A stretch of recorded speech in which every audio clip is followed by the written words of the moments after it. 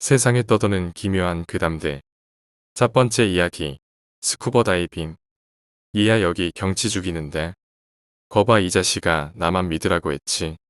스쿠버 다이빙 자격증을 갖고 있는 나와 친구인 민섭는 여름 비서지를 바다로 정했다. 당연히 우리의 취미생활을 위한 여행지였다. 한 곳에 자리를 잡고 장비를 펼쳐놓고 하나 둘씩 착용했다. 머리에 울리는 갈매기 울음소리, 잔잔한 바닷물, 코끝에 맴도는 바다 내음까지.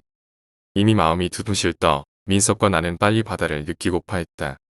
바다에 온몸을 던질 채비가 끝날 무렵 멀리서 사람들이 우리를 향해 손짓을 하며 달려왔다. 뭐야? 우리 부르는 것 같은데. 무슨 일이세요?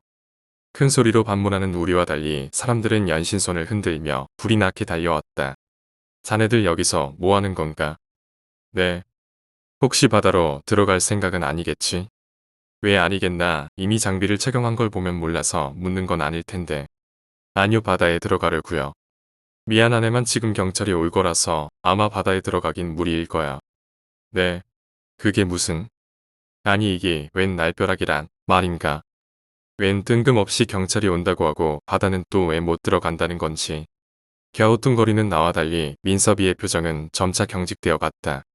민섭은 결론을 내렸는지 손을 탁 치고는 자신의 생각이 맞는지를 확인하기 위해 사람들에게 다가갔다. 혹시 바다에 빠진 사람이 있나요? 사람들은 너도 나도 서로의 얼굴을 바라볼 뿐 쉽게 입을 떼지 못했다. 민섭의 끈질긴 눈초리 때문이었는지 처음에 우리에게 바다로 못 들어가게 했던 노인이 입을 떼었다. 그 바다에 빠졌다고 하기보다는 어제 여행객 2명이 왔었는데 오늘 안 보여서 혹시나 해서. 얘기를 정리해보면 이곳은 그렇게 크고 발달되어 있는 지역이 아니다. 그래서 우리처럼 수소문 끝에 이렇게 찾아오는 사람들이 있는데 어제 2명의 여행객이 왔다. 그런데 오늘 보이지 않아서 경찰에 신고를 했다는 것.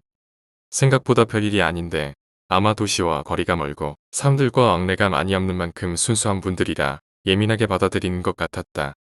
저기 그 여행객들 이미 돌아갈 수도 있잖아요. 너무 걱정 마세요.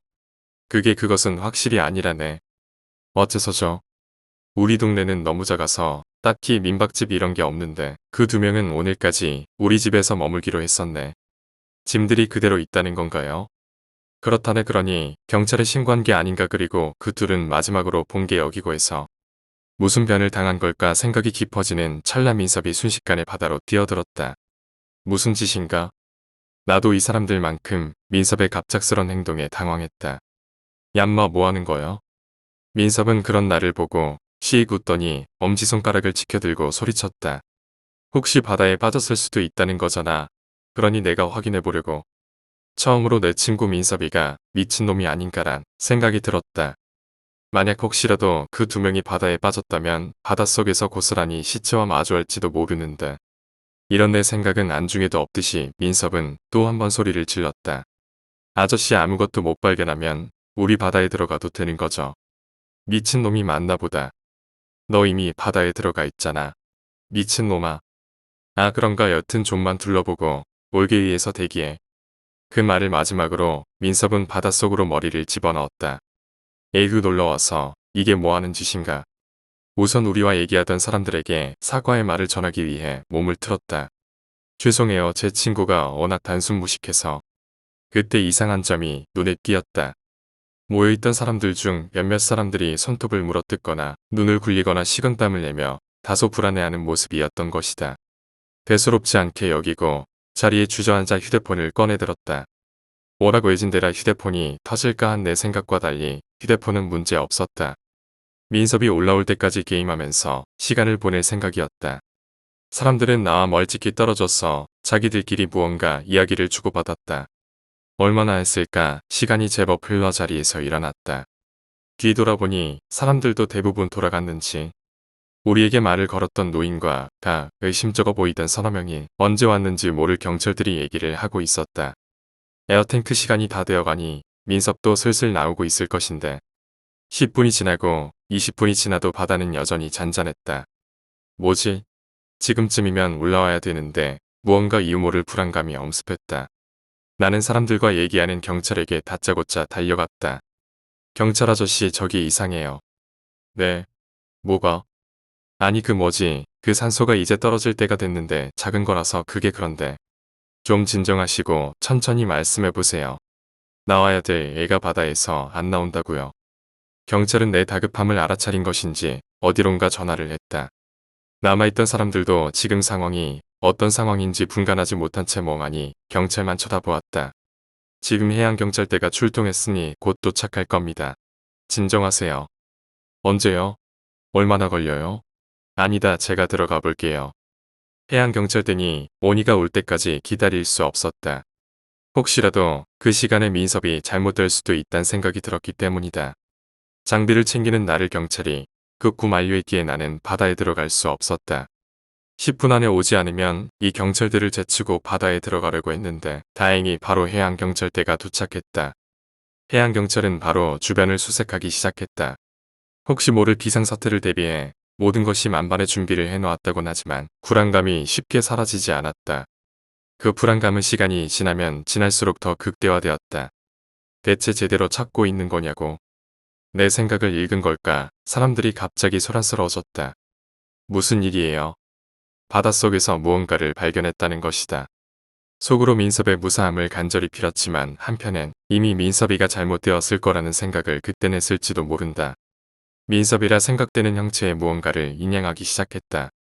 점차 민섭이 바다 위로 올라왔을 때 난 그 모습을 보고 자리에서 쓰러지고 말았다. 인양되어 올라오는 민섭의 다리를 손으로 꼭 붙잡고 있는 불어터진 두 시체. 그것이 내 마지막 기억의 장면이었다. 나중에 정신을 차리고 듣게 된 이야기는 더욱더 나를 소름 끼치게 만들었다. 민섭의 몸에 붙어있던 시체는 이미 죽은 지 18시간이 지난 상태였고 마을 사람들 중 몇몇이 그들의 금품을 노리고 일부러 바다에 빠뜨렸다는 것이었다. 그 몇몇이 아마 그때 본 불안해하던 사람들이겠지. 하지만 아직도 의문이 풀리지 않는 게 있다. 죽은 지 18시간이나 지난 시체들이 어떻게 민섭의 다리를 붙잡고 있을 수가 있었는지. 혹시 그들의 원혼이 민섭이를 유인해 죽게 만든 것인지 아니면 그들은 자신들이 죽었는지 인지하지 못하고 살기 위해 민섭의 다리를 붙잡은 것인지. 두 번째 이야기, 고향 친구. 휴가를 맞아 고향으로 내려갔다. 작은 시골 마을이고 나와 내 친구들 모두 거기서 자랐고 주변의 작은 학교에서 배우며 살아갔다. 몇십 년이 지난 지금도 내 고향은 여전했다. 길을 걷다가 작고 허름한 매점을 보았다. 어릴 때 자주 가서 불량식품을 사 먹던 곳이다. 내가 학교 다닐 시절 내 친구의 아빠가 운영하던 곳이었다. 사실 친구라고 말하기도 애매하다. 그닥 친하지도 않았고 말 몇 마디 주고받은 사이였기 때문이다. 이름은 아마 김인재였을 것이다. 옛 추억도 나고 담배도 사러 갈 겸 들어가 봤다. 물건에는 먼지가 쌓여 있고 대부분 유통기한이 지났고 뭔지 모를 악취가 났다. 진열대를 건너면 방 하나가 있다. 문이 열려 있었고 사람이 보였다. 옛날 친구다. 하지만 어린 시절 모습은 완전히 사라져 다른 사람처럼 느껴진다. 며칠 안 씻은 듯한 머리에 냄새나고 머리카락은 어깨까지 길게 자랐고 낡은 옷, 초점 잃은 눈동자. 인제는 벌벌 떨고 있었다. 순간 그 친구와 눈이 마주쳤다. 나는 순간 몸이 굳었다. 나도 모르게 깜짝 놀라 소리를 내버렸다. 인제는 미동도 하지 않고 나만 계속 노려볼 뿐이다. 그러더니 작은 목소리로 중얼거리기 시작했다. 무슨 말인지 못 알아들었다. 마치 어린애가 엉아리 하는 듯이 들렸다. 하지만 뒤에 거야 라는 소리는 정확하게 들렸다. 야, 반갑다. 오랜만이지. 대답은 하지 않고 같은 말만 반복했다. 몇 년 사이에 미쳐버린 걸까? 너 왜 그러냐? 담배 없냐? 담배 사러 왔는데. 슬슬 짜증이 나기 시작했다. 됐다. 됐어. 너희 아버지는 어디 계시냐? 인제는 방 안에 굳게 닫힌 문을 손가락으로 가리켰다. 여전히 눈은 나와 마주보고 있다. 나도 모를 섬뜩함이 들어 얼른 밖으로 나가버렸다. 아이고, 정우아. 이른 아침 엄마의 목소리가 나를 깨웠다. 무슨 일입니까, 어머니? 큰일 났다. 네 옛날의 친구 인재 알지? 금마 아빠가 방에서 자살했단다. 목매달아가 인재는 미친 건지 신고도 안 하고 계속 있었단다. 어제 일이 떠올랐다. 공포에 질린 얼굴, 모든 상황이 이해갔다. 얼른 밖으로 나가보았다. 인재는 아무 말도 없이 가만히 서 있고 구급차에 실려가는 아버지 모습만 계속 쳐다볼 뿐이다. 또 한 번 나와 눈이 마주쳤다. 미세하게 입꼬리가 올라갔다. 그러고 보니 어제 인재가 중얼거린 말이 제대로 알아들을 것 같다. 저거 내가 죽인 거야. 세 번째 이야기, 에스컬레이터. 어느 지하철역이든 쉽게 볼 수 있는 에스컬레이터 알지? 물론 없는 데도 있기야 하겠지만 내가 이용하는 지하철역에는 다 있단 말이야. 그런데 내가 유독 자주 이용하는 역에는 계단 형식이 아닌 에스컬레이터가 있어. 왜 있잖아, 바닥에 평면으로 있는 에스컬레이터 말이야. 환승역이기도 하지만 종점이라 그런지 다른 환승역보다는 사람들이 없어. 이 정도면 역에 대해서 설명이 된 것 같고, 내가 지금부터 하는 이야기는 그 에스컬레이터에서 일어난 이야기야. 그날은 비가 주룩주룩 내리던 날이어서 한동안 비가 안 와서 꿀비라고는 했지만 여느 비 오는 날과 마찬가지로 찝찝하고 괜스레 짜증나는 그러한 날이었지. 회사를 마치고 퇴근하려고 보니 6시였어. 5시 퇴근인 내겐 비 오는 것만큼 짜증나는 일이었지. 그런 기분을 좀 달랠 겸 회사 근처에 사는 친구 녀석을 불렀어. 원래 비 오는 날엔 부침개와 막걸리가 진리지만 그날은 삼겹살이 너무 먹고 싶더군. 그래서 둘이서 삼겹살집에 가서 미친 듯이 먹었지. 목적은 삼겹살이어서 그런지 소주는 둘이서 2병도 못 먹은 것 같아. 어쨌든 이런저런 시덥잖은 얘기들을 하고 보니 9시가 좀 넘었더라고. 친구 녀석의 여자친구 소환 전화에 안절부절하며 빨리 자리에서 일어나기 권하더라고. 얄밉긴 했지만 어쩌겠어. 다음날이 주말도 아니었고 출근해야 하니 나도 이 정도 선에서 만족하기로 했지. 지하철을 타고 자리에 앉아 꾸벅꾸벅 졸면서 갔지. 눈을 뜨니까 종점역 문이 열리고 있더라고.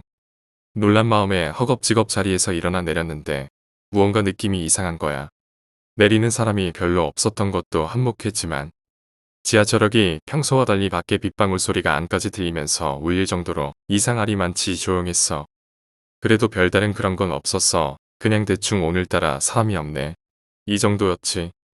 그렇게 발걸음을 재촉하고 갈아타려고 가고 있었어. 나는 환승을 해야 했거든. 근데 아까 전만 해도 나랑 같이 내렸던 사람들이 있었는데 그 중에 환승하려는 사람들은 없는지. 그 길을 나 혼자 걷더라고. 그때부터 영 찝찝했어. 그건 그렇고 환승하러 가는 길에 앞서 말한 에스컬레이터가 있어.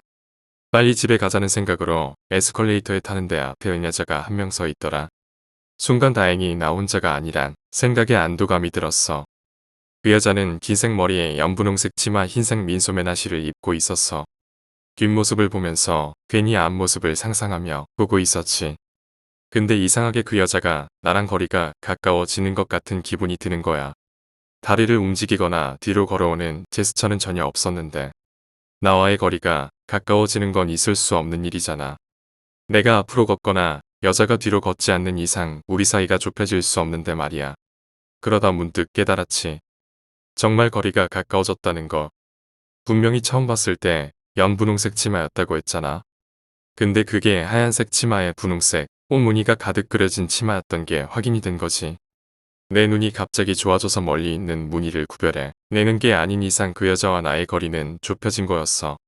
그 순간 뒤에서 빗방울 소리가 엄청 크게 느껴지면서 소름이 확 끼치더라고. 나도 모르게 뒷걸음질을 쳤어. 그런데도 에스컬레이터에서 거리는 줄어들 생각을 안 하더라고. 무서운 마음에 헤어진 친구 녀석한테 전화를 마구 했어. 근데 또 이 새낀 전화를 더럽게 안 받네. 어쩌겠어? 경 뒤돌아서 미친 듯이 달렸지. 집에 어떻게 왔는지 기억도 안 나. 택시를 잡아 타긴 했는데. 택시 안에서 계속 헛소리만 했던 것 같은데. 여튼 집으로 돌아와서 내 방 이불 안에 쪼그리고 누워 있었어. 그러다 잠이 들었는데 그날 꿈에 그 여자가 나왔어. 내 침대발 아래 그 여자가 뒷모습으로 서 있는 거야. 그리고 어디선가 바람이 불어와 그 여자 머리카락을 하늘거리는데 얼굴이 땅 하고 있는 거지. 깜짝 놀라서 잠에서 깼는데 도저히 얼굴은 기억이 안 나고 시뻘건 눈밖에 기억이 안 나는 거야. 미쳐버리겠더라고. 뒷모습이 아니고 앞모습이었나. 별의별 생각이 다 들더라고. 그러다 무심코 휴대폰을 봤는데 부재중에 열통인가. 어제 그 친구 녀석이었어. 보자마자 바로 전화했지. 친구 녀석이 헤어지고 난 뒤 나한테 전화를 했는데 내가 전화를 안 받았대. 그래서 내가 어제 있었던 일이랑 꿈 얘기를 막 했지. 엄청 놀려대더라고. 근데 난 친구 녀석이 한 말을 다 듣고 있을 수가 없었어. 미친놈아 술을 얼마나 처먹었다고 취하냐. 야 거기 에스컬레이터 8시까지 밖에 운행 안 하거든. 네 번째 이야기. 이상한 여동생. 내 여동생은 좀 이상했었어. 웃고 있는 사람을 싫어했지. 사람이 웃고 있거나 화를 내면 울고 그 이외에는 절대로 울지 않았어. TV도 보지 않고 친구도 없었어. 그저 단지 표정을 없애고 있었지. 여동생이 초등학교 5학년 때 왜 웃는 게 싫은지 물어봤어. 그러자 모두 웃고 있으니까라고 하더라. 좀 불안해져서 원래부터 몇 번인가 갔었지만 정신병원에 데리고 갔지. 그러자 의사에게 굉장한 말을 들었어. 여동생분은 웃는다는 행위를 화낸다는 행위와 혼동하고 있습니다. 그러니까 사람이 웃으면 자신이 혼나고 있다고 착각하고 있는 것 같습니다. 어쩐지 의사에게도 여동생에게도 어떤 얼굴을 하면 좋을지 모르게 됐어. 그 뒤에 여동생에게 웃는다는 건 기뻐하는 거야 라고 재교육했어. 기쁘다고 하는 건 아는 모양이야. 그 후로 몇 년 뒤 여동생에게도 친구가 생기고 얼굴에는 웃음이 가득해. 잘 됐네, 잘 됐어. 하지만 어째서 그런 착각을 했던 걸까? 난 여동생에게 물어봤어. 그러자 여동생은 대답했어. 유치원 때 선생님이 잘못할 때마다 미친 듯이 웃었으니까라고. 5번째 이야기, 검문. 당시 고등학교 3학년이 끝났을 때였습니다. 친구인 M군과 A군, 내가 체험한 이야기입니다. 나는 S라고 하겠습니다. 당시 자동차를 막 샀던 M군과 A와 나 3명이서 M군의 자동차로 드라이브를 나가게 되었습니다. 그날은 확실히 오후 4시 정도가 지났고 그다지 갈 만한 장소가 없었기에 편도 21호선을 적당히 달리고 있었습니다만 구이누나키 터널에 가자는 이야기가 나와 구이누나키 터널 쪽으로 차를 돌리게 되었습니다. 편도는 우리나라의 국도와 비슷한 개념입니다. 그리고 석양이 기울기 시작했을 때 구이누나키 터널의 앞에 서게 되었습니다. 그리하여 담력 시험을 하는 것으로 결정되었지만 한 명이 터널을 돌아다니는 것은 역시 위험할 것 같아서 3명이 함께 들어가기로 했습니다. 그때 오른쪽에는 내가, 가운데 A가, M이 왼쪽에 서서 라이터에 불을 켜고 와카미야 쪽에서 후쿠오카 쪽으로 터널 안에 들어갔습니다. 그러자 터널에 들어가고 나서 5m 정도의 장소에서 작아서 거의 들리지 않을 정도의 오지 마라고 말하는 목소리가 들려왔습니다. 그때 터널의 안으로부터 약한 바람이 불어왔지만 M과 A는 알아차리지 못한 듯 자, 그럼 가볼까라고 말해 기분 탓이라 생각하고 터널 안으로 들어갔습니다. 4분의 1쯤 들어갔을 때였을까요? 또 오지 마라고 목소리가 들려왔습니다. 그때는 상당히 분명하게 들렸습니다. 그리고 다시 바람이 정면에서 불어왔습니다. 이것은 위험하다라고 생각했습니다. 옆에 있는 A도 알아차렸던 모양인지 나에게 팔꿈치로 쳐서 신호를 보내왔지만 M은 알아차리지 못한 듯 계속 앞으로 나아갈 뿐이었습니다. 어쩔 수 없이 따라가 터널의 중간 정도까지 왔을 때였을까요? 또 그 목소리가 오지 마라고 들려왔습니다.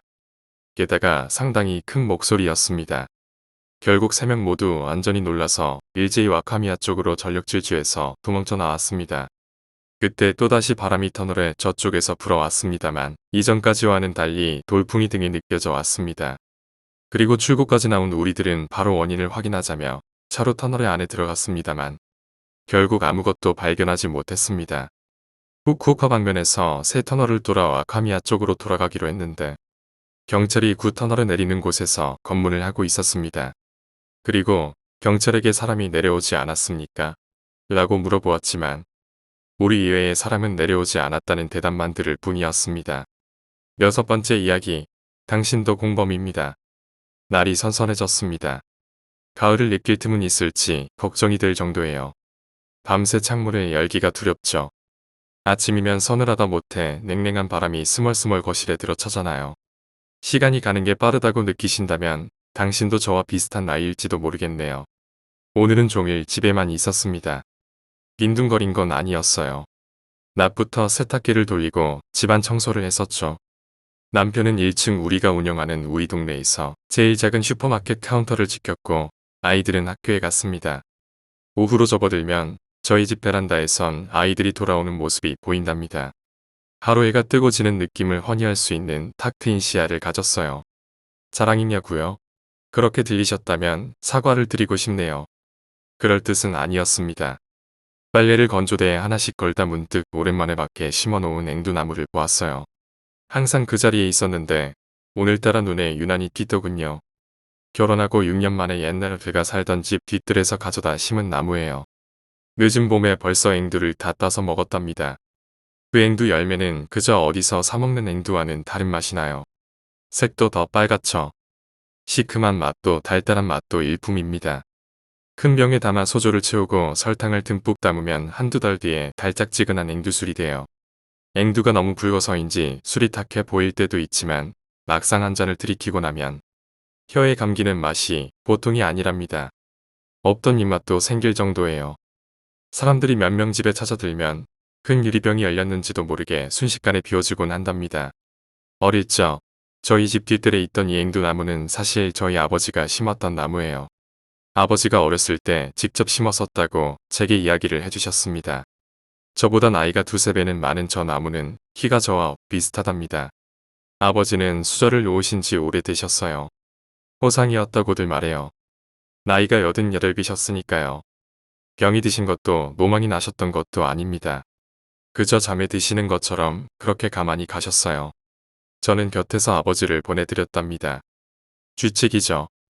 아직도 앵두나무를 볼 적마다 아버지가 떠오른답니다. 저 앵두나무의 열매가 유별나게 맛이 좋은 이유를 말씀드리고 싶어요. 이건 올해로 정확히 25년이 된 이야기입니다. 10월이었죠. 저는 아직 유치원생이었어요. 저는 뒷뜰에 앉아 있었죠. 날이 좋았습니다. 해가 높게 떴었고 뒷뜰로 바람도 솔찬히 불어서 지도 춥지도 않은 시원한 가을의 날씨였어요. 저는 어머니라고 불러야 했던 사람과 함께였습니다. 그때는 아직 하늘나라에 계신 엄마가 있는데 왜 다른 사람을 어머니라고 불러야 하는지 이해가 가질 않았었어요. 순진하기만 했던 때 같습니다. 어머니는 예뻤어요. 칠흑 같은 머리가 길고 단정했죠. 항상 하얀 옷을 입으셨어요. 그 모습이 천사 같다 말하면 어머니는 저를 가만히 내려다보시곤 했습니다. 제가 어머니를 닮고 싶다고 말하자 그녀는 키가 작은 저를 위해서라고 하면서 자주 저를 뒷뜰로 불러냈었어요. 제가 그녀의 앞에 다리를 모아 자리를 잡으면 그녀는 저의 키를 늘려주겠다며 머리 가닥을 쥐고 높이 치들었죠. 그녀는 아파하지 않으면 않을수록 키가 더 크게 자랄 거라면서 저를 달랬어요. 무릎에 피를 빼주겠다며 바늘로 종아리를 찔렀죠. 키가 제 키를 막는다고 말했어요. 그녀의 말을 철석같이 믿었습니다. 지금 생각해보면 정말 이해가 안 가는 짓입니다. 그녀는 정말로 제가 싫었던 것 같아요. 아마도 그 당시에 제 동생이 될 아이를 품고 있었기 때문은 아닐까. 이제 와서 어림짐작을 해보곤 합니다. 그날은 아버지가 그 모습을 발견하신 날이었죠. 무엇을 하느냐고 야심 물으시던 아버지가 어머니의 머리를 손바닥으로 후려쳤을 때 저는 아버지도 어머니의 키를 늘려주시려고 하는 줄로만 알았습니다. 그 모습을 보며 웃음이 났죠. 왼손으로 어머니를 한참 내리치자 어머니는 숨이 넘어가는 소리를 내셨던 것 같아요. 목에 가시가 걸린 사람처럼 답답하게 거친 숨을 몰아쉬셨죠. 한참이 지나서 어머니가 땅에 넙죽 엎드리셨어요. 그녀의 오랜 침묵이 죽음이라는 것을 알았다면 이렇게 해맑게 웃진 못했을 겁니다. 아버지는 소리내어 웃는 저를 부둥켜 안으셨었어요. 미안하다고 말씀하시는 아버지의 숨결에 고약한 담배 냄새가 저를 괴롭혔었답니다. 아버지는 어머니의 옷을 전부 벗겨서 뒷뜰에 널브러뜨리셨어요. 팔다리가 곧게 뻗은 어머니의 하얀 살결이 정말 예쁘다고 느꼈답니다. 볼록 튀어나온 배에 저의 동생이 들어있다고 생각하면 신기하기만 했어요. 아버지는 눈을 부릅뜨고 계신 어머니를 한 번을 쳐다도 안 보시고 앵두나무의 주위의 땅에 삽질을 하셨어요. 그 깊이가 저의 키를 훌쩍 넘길 만큼 깊었죠. 제가 신기하다며 구덩이 안으로 들어가면 아버지는 얼른 저에게 손을 내밀어 저를 다시 끄집어내시곤 했습니다. 그 자리는 어머니를 위한 자리라고 하셨어요. 새우점을 자는 것처럼 등을 구부린 어머니가 앵두나무를 감쌌듯 옆으로 누우셨어요. 다리를 모아 끌어안은 것처럼요. 그 모습이 아늑해 보여 또 구덩이 안으로 따라가 자리를 잡으려는데 그때는 아버지가 저를 들어가지도 못하게 말리셨어요. 제 옷을 늘어뜨리시며 아버지는 고개를 저으셨답니다. 아버지와 같이 어머니의 몸 위에 흙을 덮고선 땅을 다졌죠. 모래보다 볼록하게 튀어오른 흙더미를 다시 평평하게 만들 것처럼 한참 땅을 짓밟았습니다. 아버지는 어머니가 앵두나무가 되시는 거라고 하셨어요. 이후로 앵두의 붉은색이 어머니의 입술을 닮았다고 생각했습니다. 이내 잊어버렸었지만요. 그날 아버지와 제가 둘이서 사람을 땅에 묻었다는 사실을 다시 상기했던 건 그날부터 거의 10년이 지난 여름날이었습니다. 아버지는 저에게 어머니를 기억하냐고 물으셨죠. 저는 두 사람의 얼굴이 떠올라 어느 쪽인지 물었습니다. 아버지는 앵두나무가 된 어머니를 묻는 것이었죠. 다시 그 기억이 떠올랐을 때 아버지가 사람을 패 죽였었다는 사실을 깨달아야 했습니다. 저는 아버지가 사람을 묻었던 그 귀에서 신이 난 것처럼 뛰어다녔죠. 저는 나이 7의 살인의 공범자가 되었던 거예요. 비록 잊고 있었던 10년의 기나긴 세월이 있었지만 다시 떠올라버린 기억은 좀처럼 사라질 것 같지 않았죠. 아버지는 어머니가 완전히 세상에서 사라지길 바라셨습니다. 처음엔 그 뜻을 몰랐지만 아버지가 앵두나무 주위를 동그랗게 파는 순간부터 눈치를 챌 수 있었죠. 저에게서도 아버지에게서도 완전히 사라지길 원하셨나봐요. 아버지는 작고 얇은 뼈를 골라 마당에 기르는 개들에게 던져주셨어요. 뼈를 쳐다보지도 안 보던 개들 앞에 덩그러니 놓여있던 그 발가락이나 손가락의 마디들은 시간이 지나고 나니 모두 사라지고 없었죠. 저는 아버지를 도와 큰 뼈들을 여러 개로 부숴야 했습니다. 아버지와 전 뼈를 큰 국 냄비에 넣고 오랜 시간을 우려놨어요. 아버지는 뼈를 잘게 부수길 바라셨어요. 한참을 공들여 우려낸 뼈들을 빻아내고 남은 알갱이들은 다시 개들에게 던져졌습니다. 나머지 가루가 된 녀석들은 아버지가 직접 앵두나무 주위로 뿌리셨죠. 앵두나무 주위로 덮은 흙더미가 옛날처럼 불룩이 올라서 있었어요. 그 안에는 더 이상 어머니가 있지 않은데 왜 배가 불렀을까? 의아해하며 저는 한참을 발로 땅을 다졌습니다. 왜였을까요? 앵두나무 주위의 땅은 평평해지질 않았답니다. 1년이 지나서 어머니의 뼈를 삼켰던 그들을 아버지가 잡으셨습니다. 불로 살을 그슬린 개고기가 마당에서 내장을 쏟아놓고 널브러져 있었죠. 아버지를 도와서 내장을 걸러내고 개들의 살을 씻겼습니다. 다리와 배를 갈라 먹기 좋게 찜통에 얹었지요. 아버지가 그것들을 식힌 다음 머리를 떼어내 뒷배 앵두나무 밑에 다시 묻어주었습니다. 눈을 치긋이 감은 개들이 혀를 내밀고 있었죠. 끄슬린 털과 살결의 냄새가 오랫동안 고소하게 남아 있었습니다. 남편과 결혼하고 잊었던 앵두나무의 존재를 다시 일깨웠던 것도 아버지셨습니다. 남편이 아버지 제사를 꼬박 챙겨주었어요. 그런 그가 아버지가 좋아하시는 과일을 물었기 때문에 다시 그 나무를 떠올렸습니다. 애꿎게도 아버지는 앵두를 별로 좋아하시진 않으셨어요. 아버지는 배를 좋아하셨습니다. 물이 많이 나오는 달달한 놈을 좋아하셨죠. 그럼에도 아버지는 마지막 길에 자신을 화장해서 앵두나무 주위에 뿌려주시길 바라셨어요. 왜였을까요? 지금까지도 그저 짐작으로만 아버지가 어머니를 많이 좋아했을지도 모르겠다고 그저 상상만 해봅니다. 땅속에 떠리를 틀던 어머니의 입술에 그 붉은색이 봄에 처음 열매를 맺었던 떨떠름한 앵두 맛을 닮아 있을 것만 같다는 생각을 했습니다. 아버지의 유골을 뿌려주었으니 아마 두 분이서 나무 뿌리에 엉켜 달라붙어 있을지도 몰랐죠.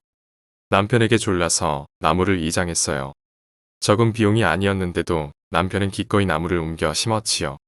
다행히도 그는 저를 오랫동안 아껴줍니다. 저와 닮은 구석이 많은 사람이에요.